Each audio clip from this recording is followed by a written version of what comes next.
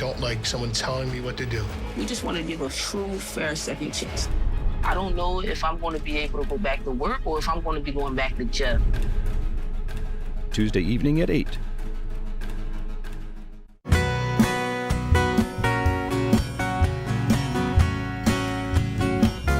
Henry Cole and Sam Lovegrove enjoy a challenge. You seem excited. I am incredibly excited. Why aren't you? They find antique vehicles. Oh, it's a nightmare. Restore them. We're very close. And make something amazing. Montana Department of Agriculture.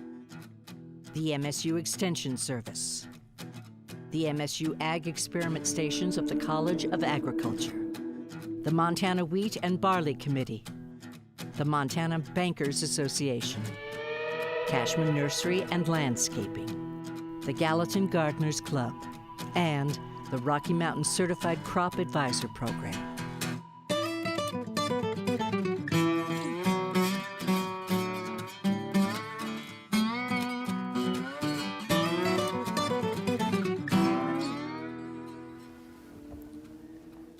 Good evening. Welcome to Montana Ag Live, originating tonight from the studios of KUSM on the very vibrant campus of Montana State University, and also from our homes and offices located around the beautiful state of Montana. I'm Jack Rieselman. I'll be your host this evening, retired professor of plant pathology. And those of you who have watched the program in the past, you know how it works. There's a phone number on the screen. If you have questions concerning any of the expertise of our panel this evening, please call them in.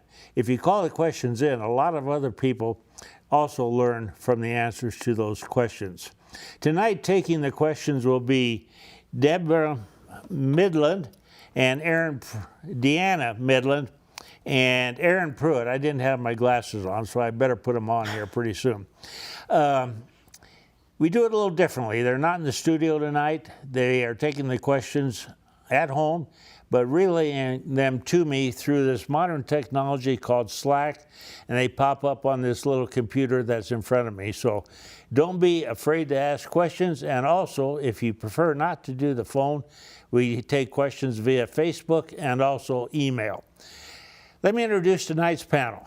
Over here on the other half of the stage this evening is Mary Burrows. Mary is an extension plant pathologist and part-time administrator, or vice versa, probably full-time administrator, part-time extension plant pathologist. She's been in the studio with me many times. If you have any questions concerning diseases tonight, hey, it's a great opportunity to get them answered. Our special guest this evening is Cooper Elwood. Cooper is president of the Montana Association of Ornamental Pest, Professional Pest Control People. It's called AMTOP. That's what I knew it by for years. And also joining us this evening will be Abby Saeed. Abby is our extension horticulturalist.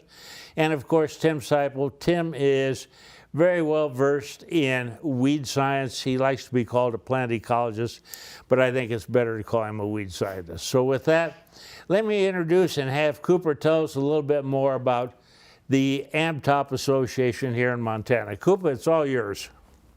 All right. Well, thanks for having me on here, guys. I appreciate it for sure. So basically, I'm currently serving as the president of AMTOP. It's the Association of Montana Turf and Ornamental Pest Professionals. Basically, we're an advocacy group here in the state. We put on a educational conference once a year, typically in the wintertime, when most of the greens industry people are a little bit slower. And basically, we get chemical applicators from all over that come down and, learn a little bit about application methods and just safety and all that kind of stuff, and basically just earn their continuing education credits for their licensure. We also, the last couple of years, have been doing some classes with the Irrigation Association for sprinkler people and irrigation professionals, and we also put on some classes for arborists for their credits with the International Society of Arboriculture. We also do some volunteer days through the state. We actually just had one here a couple weeks ago down at the Station Foundation.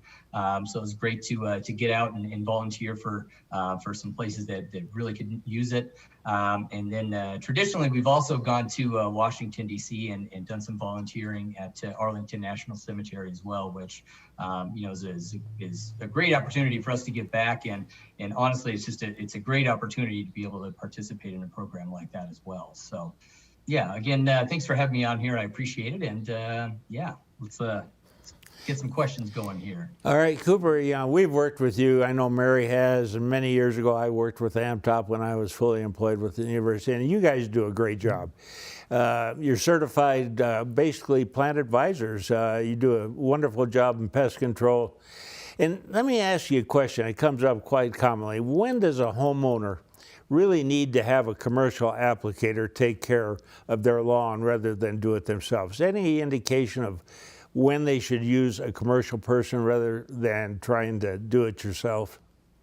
Yeah, there's a lot of do-it-yourself options for landscaping, but usually what I tell people is if you start seeing issues that you can't diagnose really easily yourself, there are a lot of resources through the Department of Agriculture with the extension services and whatnot. You can go and get some things diagnosed that way. But sometimes it's easier just to have somebody come out and take a look around, because you might have an issue that it might not be very obvious what's going on there. Especially for me, I always tell people, and I tell my clients, if you have an issue or just have a question, have somebody come out and take a look. And, if you have a good relationship with your greens industry contractors, they can tell you whether or not, it's something that you can take care of yourself, or if it's something that needs professional help. Any applicator that I know is more than willing to come to your property and do a site visit with you and just answer any questions you might have. So don't be afraid to call. Even if you think it's something minor, it's really, really easy to get a hold of somebody and have them come out and take a look for you. So appreciate that. And on that note, we have a question that just came in on email, and this is for everybody on the panel tonight. So this person would like to know how to make their yard look good with very little money. And their fruit trees look awful trying to sprout out this spring. What can they do? So let's attack the yard first. How do you manage a yard to make it look good without a lot of money? Mary, you want to start? I'd say take some master gardener training. Okay. Any other, Abby?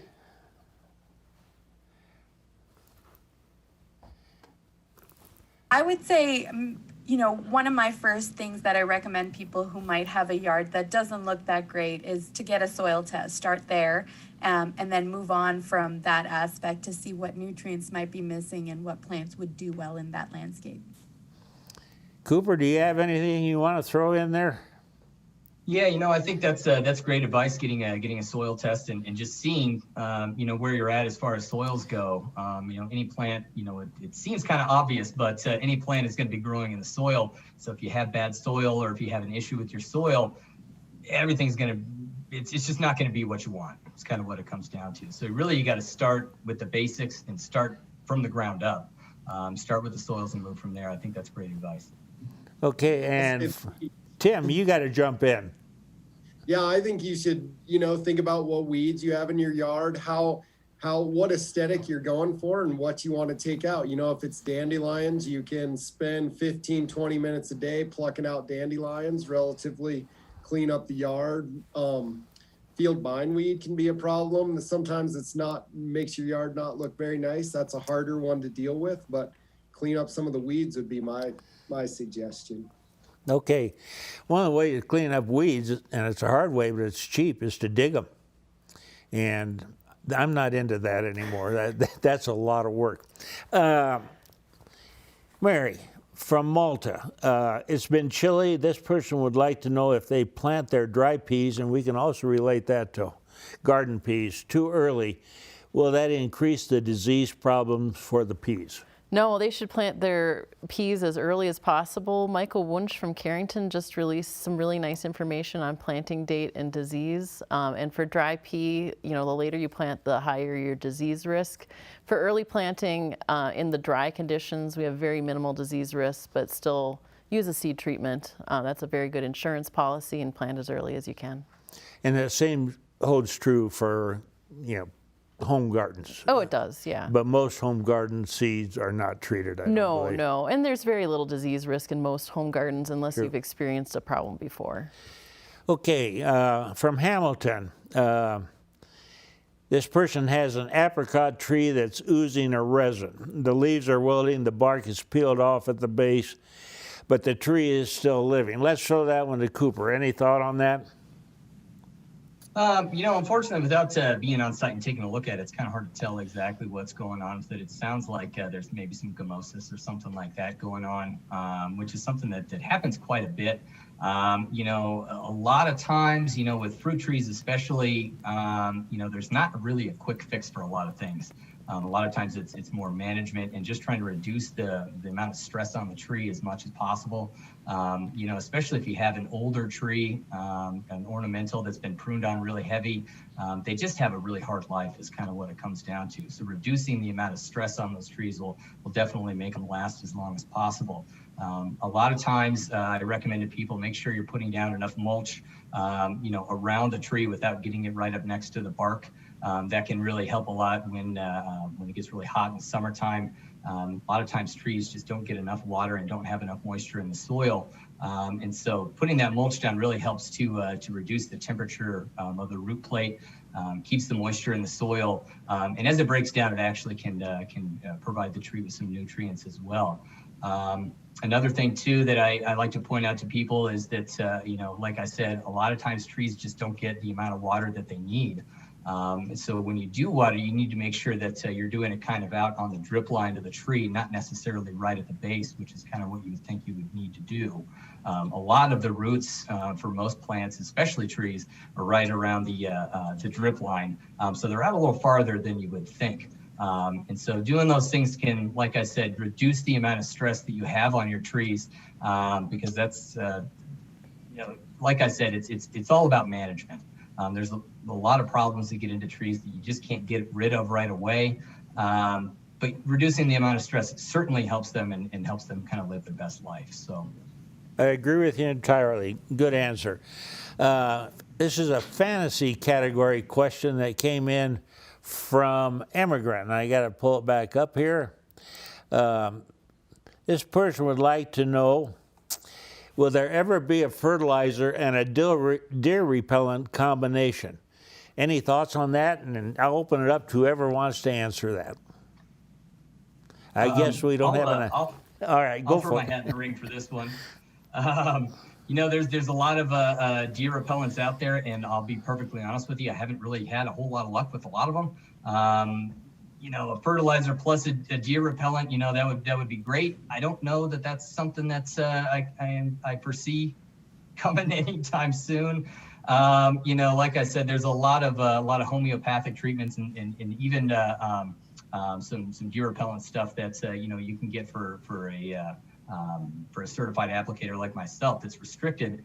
But at the end of the day, if deer are hungry, they'll eat anything. Is kind of what it comes down to.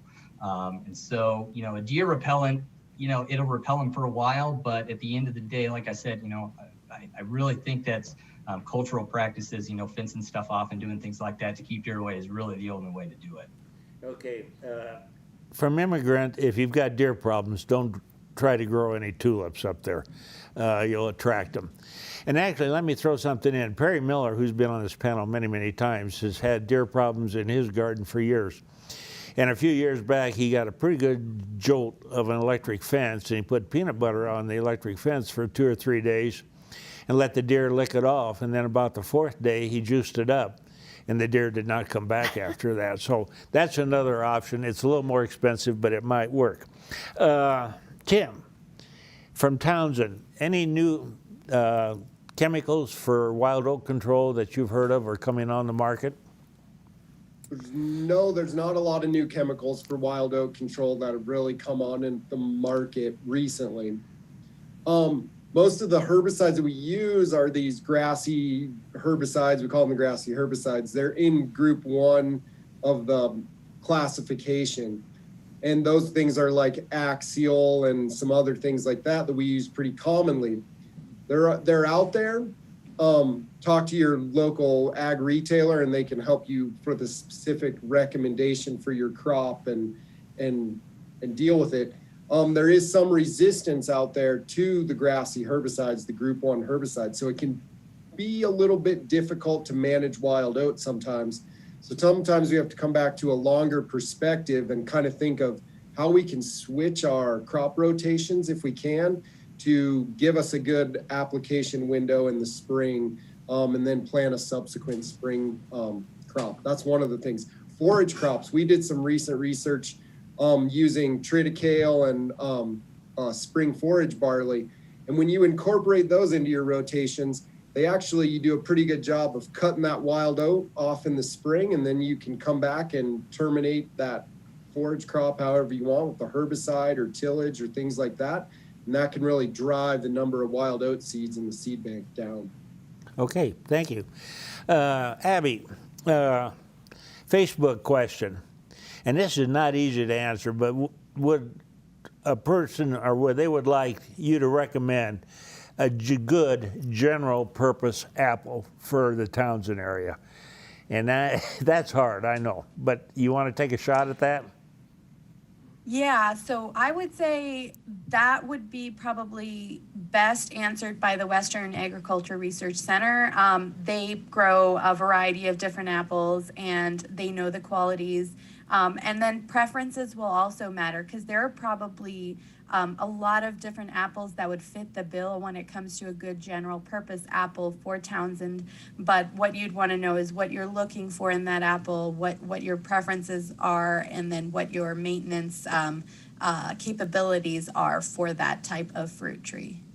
Okay, Cooper, have you got a favorite apple over in your country that you like?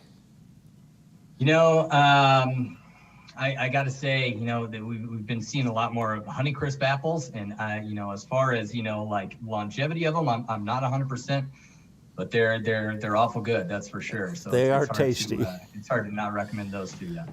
Okay, thank you. Mary, this is an annual question. We're going to do it once this year. Earthworms in their yard, night crawlers probably. The yard is rough. How do they control them, or do they need to control them? That means you have a healthy soil. It sure does. Some people go to the extreme of rolling it, but really if you just encourage your grass to growth, maybe cut it a little high, it'd be good to go. Okay, good enough. From Big Fork, this caller has a young spruce tree that's 8 feet tall, came through winter with needles that are purpling. Is this winter desiccation? And whoever wants to jump on that, go ahead. I mean, you know, we did see quite a bit of winter damage here this last year. You know, unfortunately, without taking a look at it, it's hard to diagnose something without actually seeing it. But it wouldn't surprise me if there was some winter damage, because I know in my area it's just everywhere. It seems like we've seen it a lot on conifers and things like that. So it really wouldn't surprise me at all. Okay. Mary, back to you real quick, and Abby, you might want to jump in too. This person has white onions that rot at the base at harvest time, whereas the purple and yellow onions do not. Anybody want to explain what's going on there? We get a lot of fusarium rot in our soils, and that the variety might be much more susceptible to it. So they probably want to rotate their onions to a different area. Don't like save those onions and replant them, or get some new seed stock. Not that you could, but they're biennial. Okay. But anyway, just get a healthy soil. Don't keep it too moist. All right. There's also, I believe, a bacterial disease that Pseudomonas cepacia, which is that's right. that causes a rot of white onions, but not red and yellow, because there's some chemical, which I don't recall what it was, in those onions. This one I'm not sure about, and we'll see if anybody has an answer. It came in from Shelby. They would like to know how safe it is to use Tempo insecticide, and I'm not familiar with Tempo. It is supposed to be safe for indoor use, but caller would like our opinion.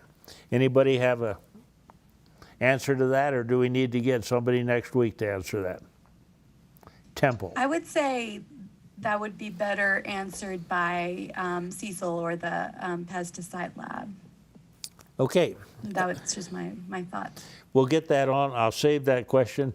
Before I go any further, this weekend was graduation here at Montana State University. It was a full-blown graduation. I want to congratulate all those new graduates. Good job. You got a great education here. And welcome to the working force. There are jobs out there for you. From Polson, for Cooper, what is the advantage of using a licensed chemical applicator? And we mentioned that earlier, so if you can brief answer on that. Yeah, for sure. You know, the biggest thing is, you know, it can be hard to diagnose exactly what's going on a property. You know, like I said, there's a lot of resources that the state has, the Department of Agriculture has that are just indispensable. But sometimes it's, you know, it's a lot easier to get somebody to come out and visit the site and see what's going on, and then recommend a treatment plan from there. So that's, you know, that's, I would say the biggest way to go for sure, or the biggest reason. But also, you know, chemical applicators in general are trained, and especially AMTOP members are trained to apply chemicals safely. You know, anybody can go out and apply insecticides and whatnot to, you know, to trees, especially, you know, in my case. But you know, if you don't apply the product correctly, I mean, you're going to end up killing a lot of things that you don't want to get rid of. You know, a lot of times people see insects and they just assume that insects are bad for things. Most insects are great, and you want to keep them around. There's just a very small number of pest insects that you would like to get rid of that cause issues. And a licensed chemical applicator should be able to recommend a treatment plan for you that will target those pests and leave all the beneficial insects intact as well. So. Right. And a lot of the trained applicators know how to recognize if it's a pest and when it's not. Absolutely. And about 80% of what we get in the clinic is really environmental damage. It's not a pest problem. Agreed entirely. Okay, thank you. Here's one I like. We'll see who wants to take this one on. I don't think it'll be Mary. But from Belgrade, other than getting a dog, what is the best way to keep cats out of a yard and or garden? Anybody have a suggestion? They're all welcome in my yard. Mary has a fair number of cats. Anybody have an answer to that? I don't. So I don't either. I'm wondering what the cats are doing in their yard that they want them to stay away. They're using it. Would be my guess. Okay. You know, it's a tough question. If you've got soil that's soft, cats are going to find a way to fertilize that soil.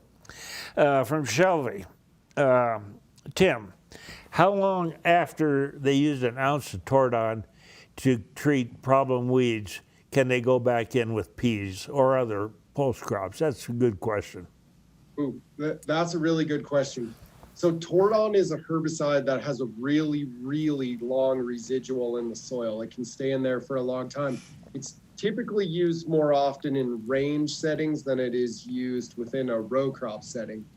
And peas are particularly sensitive to Tordon and a few of the other things like curtail that might be used or things like that. I believe the plant back interval is well over 18 months. So I would check the herbicide label for the formulation of Tordon that was used, but it's likely to be at least a year, if not 2 to 3 years before you could go back in with peas.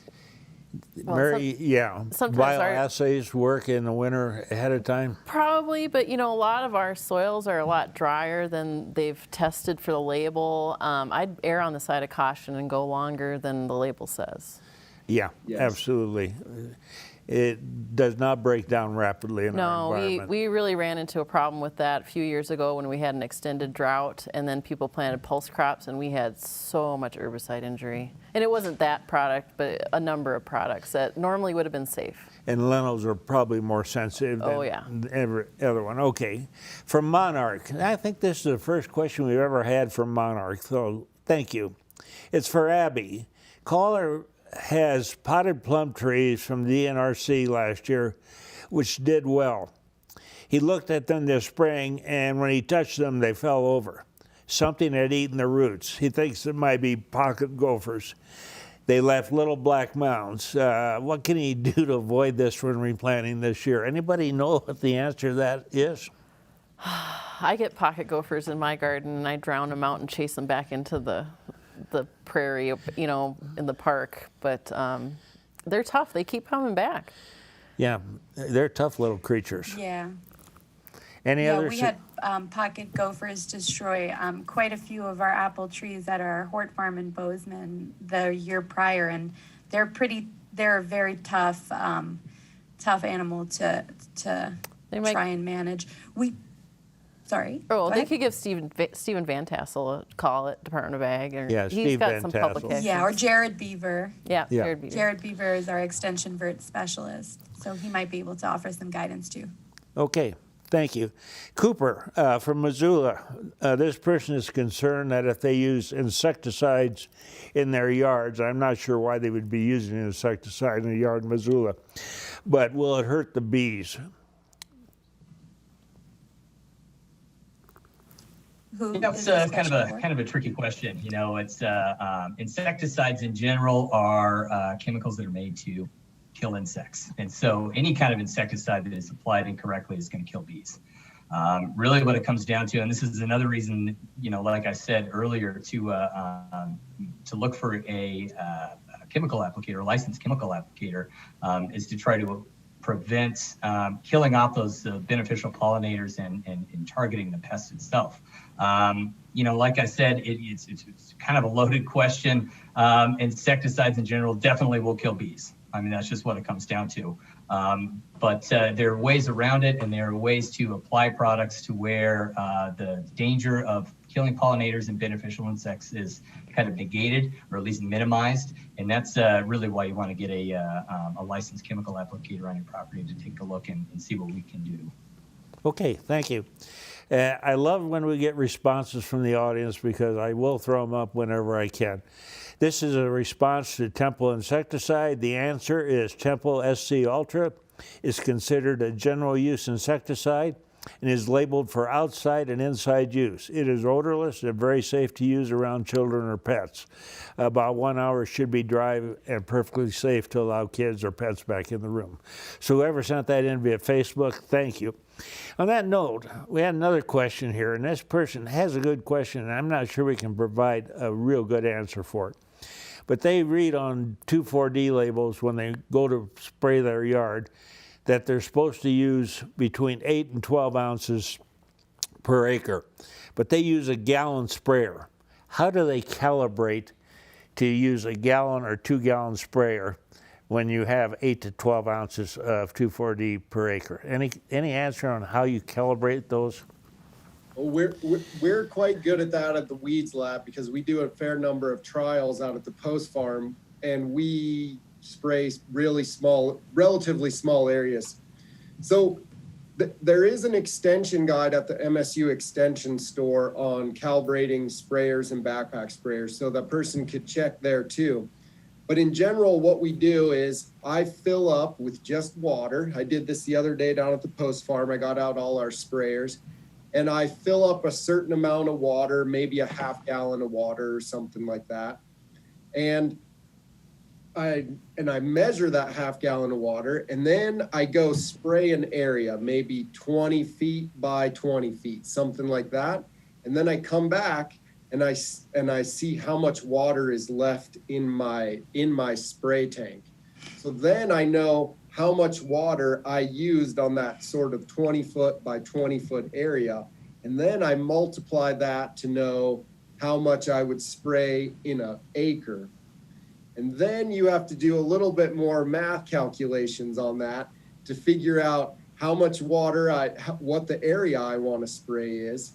And then I would say, okay, I'm going to spray this area, and it's this certain proportion of an acre. So I know about what the percentage of an acre I would be spraying is. And to be honest, it's sometimes hard to measure those really small amounts. And so us down at the Post Farm, sometimes we're out there with a little pipette measuring just, 5, 10, 15 milliliters of that herbicide out there. But I would suggest to go to the MSU Extension store and look at calibrating hand sprayers and how to do tank mixes. There's a couple of mock guides that are out there on that. And great answer, Tim. Thank you. But people that are really concerned about calibrating, this is a time that you might want to get a commercial applicator to come in and do it because they have these tricks all figured out. Right, Cooper? Absolutely. Okay. Mary, raspberries, they're getting crowded, and you brought some raspberries in. This question came from Helena. They're really crowded. Do they need to be thin, and when and how to thin them? So generally people recommend thinning raspberries in the fall, but I am a lazy gardener and I'm busy canning then. So I usually get around to it in the spring when I'm really eager to get in my garden, but I probably shouldn't yet. So it's a good activity for me in the spring. You should thin your raspberries because it's easier to harvest if they're thinner. And what to get rid of is you can see these top canes are a lot grayer than the bottom canes, and the bark is peeling on them. So those are dead. They're last year's berry bearing canes, and then the bottom ones are the new canes that'll have fruit this year. And when you cut them, the top ones, the ones with the peeling bark, are obviously dead. They snap off right away. And then the bottom ones, I thinned out quite a bit of the live canes too, because I want nice big raspberries that are easy to pick. The robins like them bigger too. Well, we don't have a robin problem. We do have a puppy problem now in my yard. That's just as bad. Yeah, but I when they get overgrown, you get those tiny little raspberries, and then you have to pick more of them. And I just want the big ones. And, okay. That makes good sense. Yeah. And that's true for a lot of other fruits. It is. It is. Yep. Okay. Cooper from Park County, that's over in Livingston. Caller has blue spruce trees and wondering when they pollinate. More specifically, when is a good time to collect the cones to grow seedlings from seed? And I'm not aware that you can do that, but you want to expand on what you know about that?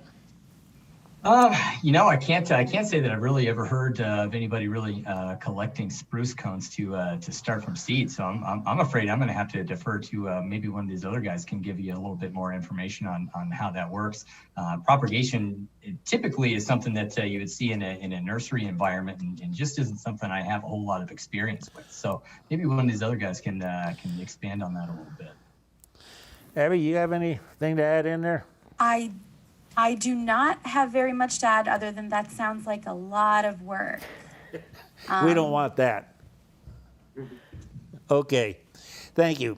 From Winifred, Abby, they have an old apple tree, and I think this is the first question we've had from Winifred.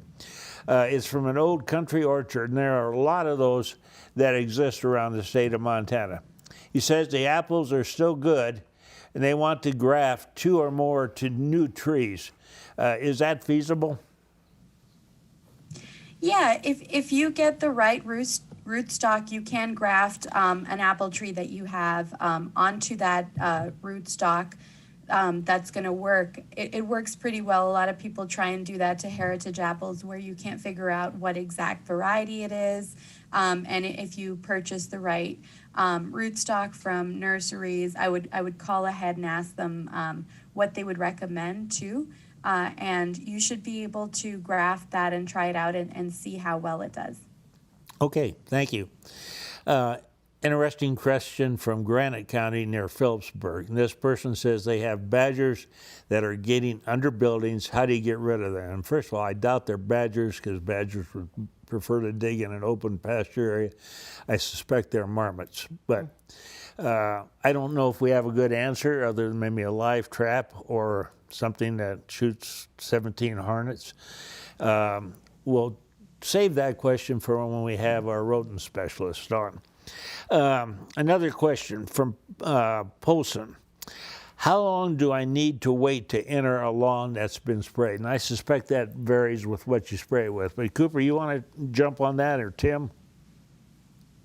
Yeah, for sure. So, anytime that you do a chemical application on a lawn or, a garden or a tree or whatever, if you take a look at the label, there's actually a bit of information in there called the re-entry interval, or the REI. If you take a look at the label, it'll say on there, don't enter the spray area within 4, 8 hours, whatever. And really, it's different for every product. So you just need to make sure that you read that label if you're doing any kind of chemical application, just for the safety information, but especially for that re-entry interval.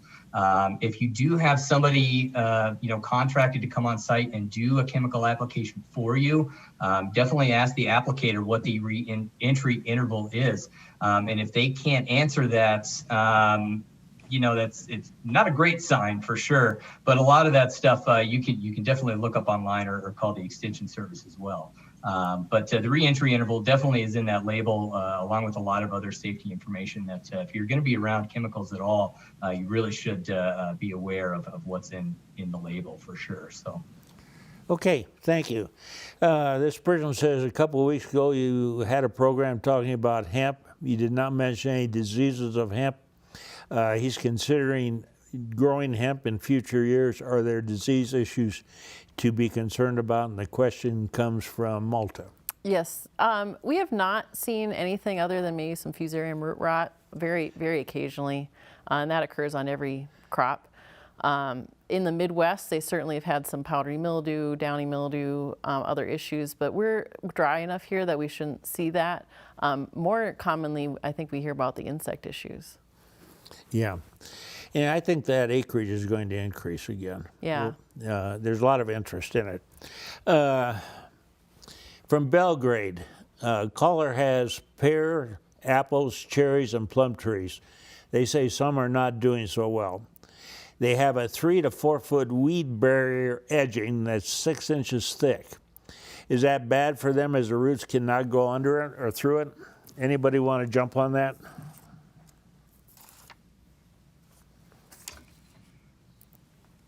So I would say that, sorry, go ahead, Cooper. Go for it. Okay, so I was gonna say, it depends on the root systems of those weeds, but if they are placed really close and within the drip line of those trees, they could be competing for moisture for those trees, and that could impact the overall health of those fruit trees. Anything to add, Cooper? No, I would agree with that for sure. Okay, from Helena, this person has been saving vegetable leftovers in a bin. Over a year, they have not added any soil to this, basically a mulch. It has turned black. Can they use that in the garden? And number 2, is it good for the garden? Abby, it's So compost just to me. vegetables and nothing else? Yeah, just vegetables. Okay. So if it was disease-free produce, then I would say that they can add some of the brown matter into there. It could be straw, something else like that you mix in and let it age a little bit longer before adding it to the garden. But if it was produce that had some disease issues in there, I would be hesitant to apply that into the garden. It probably should break down pretty well over time. If it's black, I don't think that's an indication that there's anything wrong with it. No. I'd go ahead and incorporate it. And with as most mulches, you don't need to incorporate a lot. Soil test would tell you if you needed to put more through there. It's an interesting question because I have not heard of this, but this person from Billings via Facebook asks, he's heard of emerald ash borers, but what about lanternflies? What is a lanternfly? Anybody know a little bit about lanternflies? Yeah, so spotted lanternfly, I'm guessing is probably what they're referring to, which is it's an insect that I think primarily is on the East Coast. And I haven't had a lot of experience with that, so if anybody else has, definitely jump in here and let me know if I'm saying something wrong. But spotted lanternflies, I believe, are related to aphids somehow, and they're kind of a sucking insect from what I've heard. And they just they breed prolifically, and they they just sap all of the moisture out of trees and just cause a lot of damage. I don't think that they really have migrated this far west. I mean, like I said, I think they're primarily on the East Coast. It's a non-native insect that was introduced over there somehow years ago. So it's not something that we've seen in Montana, as far as I know. And in fact, it's not something that I would be super concerned with right now. I definitely would be more concerned with emerald ash borer coming through before spotted lanternfly does. Okay, thank you. This is an interesting both question and a comment. Last week there was a question, how do you get rid of weeds in asparagus beds? And I mentioned that if you spray it with Roundup prior to the time the asparagus comes through, you will get rid of some of the weeds that are already up. This person says that their caller's sister in New England has a 78-year-old asparagus bed, and she uses post-snow road salt and keeps the weeds out. I do think salt works on asparagus. Tim, do you have any suggestions there as a possible, or Abby or anybody? I do not. I would be nervous about putting very much salt onto my soil, though, because that could really affect your soil health and soil chemistry. I would be very cautious about putting much soil on. Maybe if it's the East Coast and they're getting 50 inches of rain a year or way more moisture, you could get away with some salt. But I think given our low precipitation rates in Montana, I would be really hesitant to do that. Abby, you have any suggestions for weed control on asparagus? So I agree with the glyphosate use before that asparagus is supposed to pop up, but I would echo what Tim just said in terms of adding salt into your garden beds, and then, you know, other things that you might want to do is might have to do some hand pulling depending on how big your asparagus beds are, because they can be very sensitive. Yeah, but mulch works really well, you know, any sort of mulch. It does, yeah, absolutely. And actually, if you, the first couple of years you have an asparagus bed, if you aggressively do some weed control, and that may include a little hand weeding, you'll keep the weeds pretty much under control. I want to have you up, Mary. This person from Conrad has not heard about the potential for weed streak this year. They're always concerned about it in the Golden Triangle because it's a devastating disease when it does occur. What do you think the potential is this year? Pretty low. We just didn't see any outbreaks except where there's some people that knew they had a problem last year, and we encouraged them to break their green bridge, and hopefully we don't get it for another 20 years. You know, how is the winter wheat crop looking while I have you up? I think pretty good. I haven't been out too much yet, but you know, it's dry.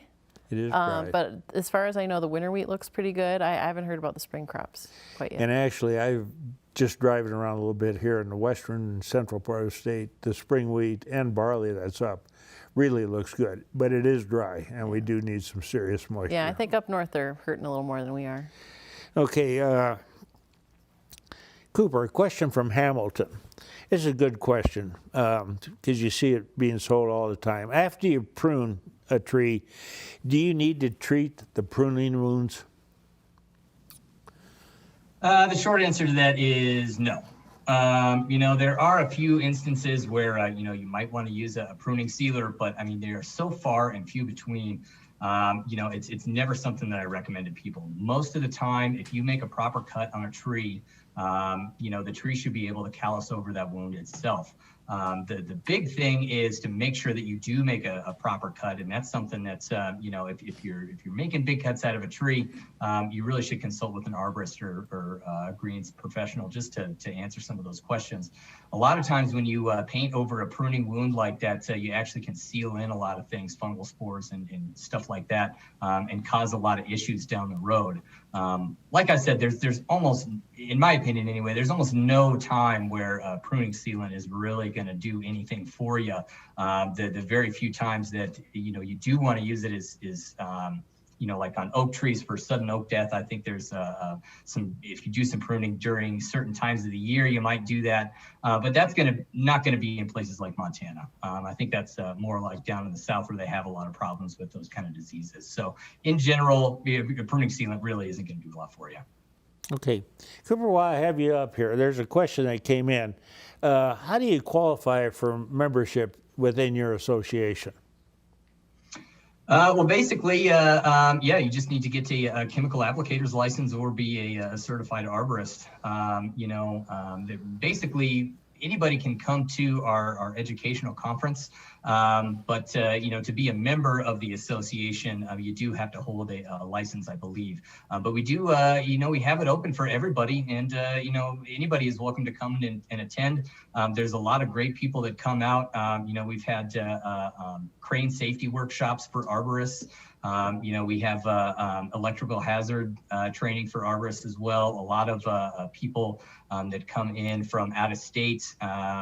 We've had entomologists from Colorado State come in and talk about a lot of things too. So there's a lot of great information for everybody, whether you're, a chemical applicator or not. Even if you just do, some gardening at home. Come on out. We'll be happy to have you for sure. Where is your annual meeting this year, Cooper, if it's being held?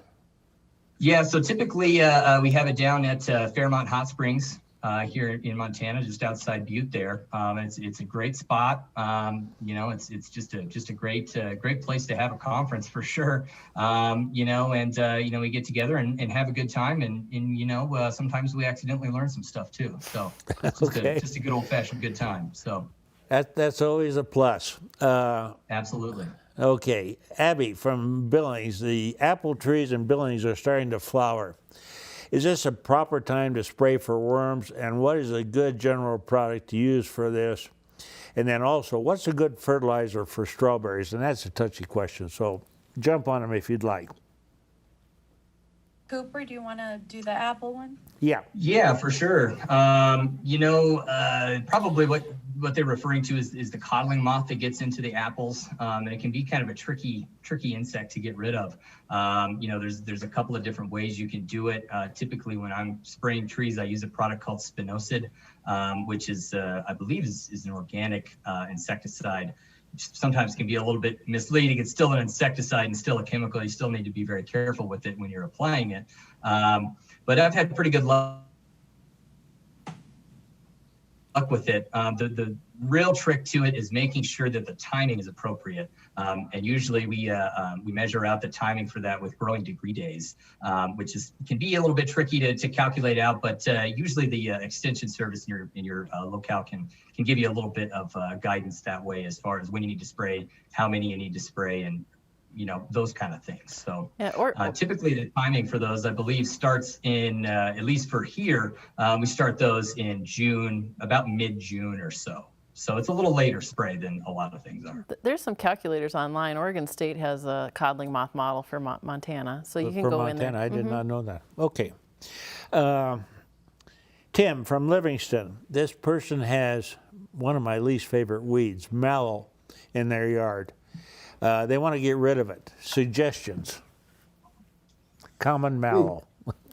Yeah, I know that mallow is a tough one. I have trouble getting glyphosate or Roundup to kill mallow, actually. There's a few of the other things that are out there that might work. Some of the synthetic auxins like Curtail or Stinger, I think, do better. Mallow comes on a little bit later in the season, but don't wait till it gets too big to try to spray it. When you see it small out there is really the time to get after it and spray it early in the year. Unfortunately, glyphosate doesn't do a great job on mallow for some reason. It has a pretty thick leaf coat, and it doesn't seem to get into it really well. Does anybody else have any mallow recommendations? You can't even dig it successfully. It's a tough one. Yeah, it is a tough one. I passed on the second question to Abby. Abby, fertilizer for strawberries. You want to go back to the question before? Yeah, sure. So if their strawberries have been doing fairly well, I think a 12-12-12 fertilizer usually works for strawberries and can be a pretty good addition, especially if you haven't fertilized in a while. Adding compost as well is going to add nutrients back into the soil. But oftentimes, I always hesitate to recommend a fertilizer without knowing the soil nutrient composition. So the soil test is going to help you fine tune those needs for the strawberries as well. Okay, thank you. From Yellowstone County, when thunderstorm season hits and branches break on old trees, what's the best way to help heal these trees? Cooper, that's your ballpark. Well, it depends on the situation. The biggest thing is making sure you get in there and make a proper finishing cut on any branches that break out of there. Sometimes what can happen is if you do lose a branch, it actually can tear down the stem and cause a lot of problems because the tree has a hard time callousing over those types of wounds. But if you get lucky and it breaks off, a little further out on the stem, making a good finishing cut is really all you need to do. This kind of goes back to, proper management of trees and pruning them and keeping them healthy to begin with, because a healthy tree and, one that's pruned properly should be able to withstand some of those issues a little easier than a tree that's just left to its own devices. So. Okay, it varies with trees. I mean, I've got Lombardy poplar that, we got branches break all the time, and I don't worry about it. But if I had a maple tree or something like that, then I'd want to make sure the prunings were beneficial to the tree. So you're right there. Mary from Babb. This is not really your bailiwick, but you can tell them how to get there. This person had heard that there are ways to control spotted knapweed in large areas using insects. You want to mention anything where they might go for information on that? Oh, yeah. They could probably go to Extension. Tim, do you know exactly who's working with that right now? Melissa Maggio at Montana Biocontrol in Missoula County. And Montana Biocontrol specializes in rearing and collecting insects to be used in biocontrol. And they will give you a recommendation and send you some if they are available. Okay. That is getting to be a pretty good sized industry in the state of Montana, and it does work. There's no doubt about it. It's not going to be an overnight success, but insects will help knock down a lot of the noxious weeds around the state. Tim, I have you up. This person would like to know what to do about snake grass, and I don't know what snake grass is in their asparagus patch. I also do not know what snake grass is. Maybe quackgrass. I can imagine I see a lot of quackgrass problems in asparagus actually fairly often, but I'm not sure what they mean exactly by snake grass. Have to be careful trying to get rid of grasses within asparagus, because grasses and asparagus are actually both monocots. And so if you use a grassy herbicide that just affects grasses, and will also likely affect your asparagus. So I think, like Jack said earlier, one of the best ways to do it is to really, before your asparagus gets growing, do just application of glyphosate and hope that the snake grass is already up and you can get that herbicide on it, and it won't then affect the asparagus. Yeah, the glyphosate So Tim. Oh, go ahead. I'm sorry, Abby. Go ahead. Oh, sorry. I was just going to say, I've heard horsetails referred to as snake grass sometimes. I wonder if that might be what they're referring to. Oh, that could be actually. I'm not sure. I've never heard horsetail referred to that. But I do see horsetail show up as a weed fairly often in some of the edges of our irrigated pastures. And some of the herbicides to deal with those are actually our good old herbicides in the group 2s, the chlorosulfurons and things, metsulfuron. Escort, I think, is one of them, and the others. But I'm not sure how that will affect your asparagus. So I would really check the label really carefully on that. Okay, thank you. From Belgrade for Cooper, this person's been told to top trees to keep them manageable. In your opinion, is this a good practice, or is it kind of not so much healthy for the trees? Yeah, no, it's a terrible idea. It's kind of what it comes down to. Yeah, typically, people have a tendency to have a fear-based reaction to trees sometimes, especially when they get to a certain height. They start to worry that they're going to fall on the house, or they're going to fall on, the kids, or a basket of kittens or something, and so a lot of times people will go through and take the tops out of them. And really, what happens when you do that is you stimulate the growth at that cut. And it's not just a single stem most of the time. Usually what happens is the tree will sucker out at that point. And then after a few years, after those suckers get pretty big, the risk of them falling out and failing is just way higher than it was to begin with. So really, by reacting and topping trees out, you end up causing the problem that you were trying to avoid to begin with. Also, when you take a big topping cut out of a tree, or a big heading cut out of a tree, you're basically opening up a vector for disease and insects and things like that to actually get into the interior of the tree, which causes structural stability down the road as well. So really taking the top side of things is really something that, is pretty antiquated, and I don't see any time that would be an appropriate action for an arborist to take. And in fact, I think that if people are out there topping trees out and they're calling themselves an arborist, they're probably not good. They're probably wrong. Okay. We're about out of time. Cooper, thank you for joining us this evening. It's very much appreciated. The rest of the panel, thank you for being here this evening. Next week, Montana Invasive Species Council Chair will be here, Bryce Christensen. And with that, folks, thank you for joining. It's always fun to do this. Have a good week and good night. For more information and resources, visit montanapbs.org/aglive.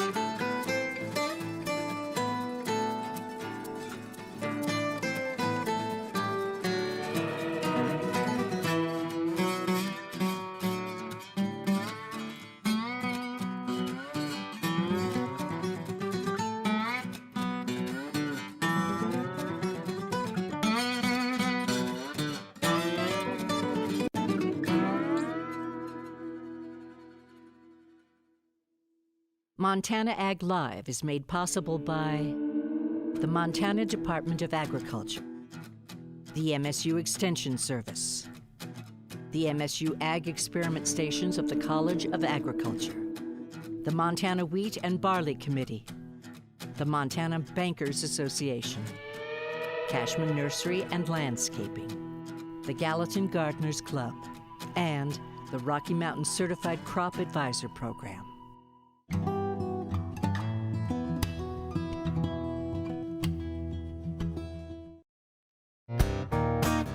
Programming on Montana PBS is made possible in part by viewers like you, the friends of Montana PBS. Thank you. And by the Nature Conservancy.